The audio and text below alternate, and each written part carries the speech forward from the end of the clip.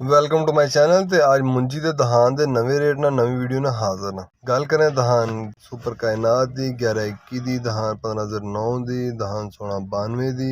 ਦਹਾਨ 1121 ਦੀ ਖਰੀदारी ਅੱਜ ਇਹਨਾਂ ਰੇਟਾਂ ਦੇ ਮਜ਼ਬੂਤ ਹੈ। ਦਹਾਨ 1509 ਤੇ ਦਹਾਨ 1692 ਦੀ ਅੱਜ ਬਾਰਿਸ਼ ਦੀ ਵਜ੍ਹਾ ਤੋਂ ਮਾਰਕੀਟ डाउन हुई है तो अज हल्की क्वालिटी बहुत आई है। लेकिन अगे टुरन तो पहले थोड़े अगे एक दरखास्त कि अगर तुम साडा चैनल सबसक्राइब नहीं किया तो बराए मेहरबानी चैनल सबसक्राइब करो, बेल आइकन प्रेस करो, वीडियो लाइक तो शेयर करना मत भूलियो। सब तो पहले गल करें दहान सुपर कायनात की 1121 की आज का रेट। दहान सुपर कायनात 1121 आज का रेट 3700 तो लैके 4200 रुपये पर मन। दहान सुपर कायनात 1121 आज का रेट 3700 तो लैके 4200 रुपये पर मन 40 किलो का रेट है।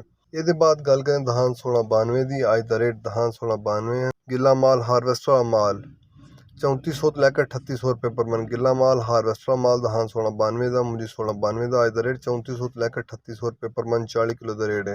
खुश्क माल हारवेस्टर माल दहान 1692 का, मुझे 1692 का आज का रेट 3800 तो लैके 4150 रुपये पर मन 40 किलो का रेट है। हाथ वाला माल दहान 1692 का आज का रेट 4150 तो लैकर 4300 रुपये पर मन। हाथ वाला माल दहान 1692 का, मुझे 1692 का आज का रेट 4150 तो लैकर 4300 रुपये पर मन 40 किलो का रेट है। इसके बाद गल करें दहान 1509 की आज का रेट। दहान 1509 गिला माल हारवेस्टर माल 3450 तो लैकर 3800 रुपये पर मन। गिला माल हारवेस्टर माल दहान 1509 का आज का रेट 3450 तो लैकर 3800 रुपये पर मन 40 किलो का रेट है। खुश्क माल हारवेस्टर माल दहान 1509 का, मुंजी 1509 का आज का रेट 3800 तो लैके 4150 रुपये पर मन। खुश्क माल हारवेस्टर माल दहान 1509 का आज का रेट 3800 तो लैके 4150 रुपये पर मन 40 किलो का रेट है।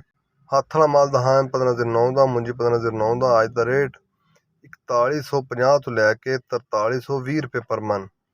हाथ वाला माल दहान 1509 का आज का रेट 4150 तो लैके 4320 रुपये पर मन 40 किलो का रेट है।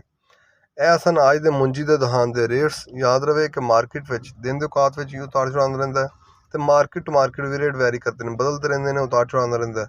ਜੇ ਰੇਟਸ ਹੁੰਦੇ ਨੇ ਮਾਲ ਤੇ ਡਿਪੈਂਡ ਕਰ ਰਹੇ ਨੇ, ਜਿਵੇਂ ਦਾ ਮਾਲ ਹੋਵੇ ਤਾਂ ਉਵੇਂ ਦੇ ਰੇਟਸ ਹੁੰਦੇ।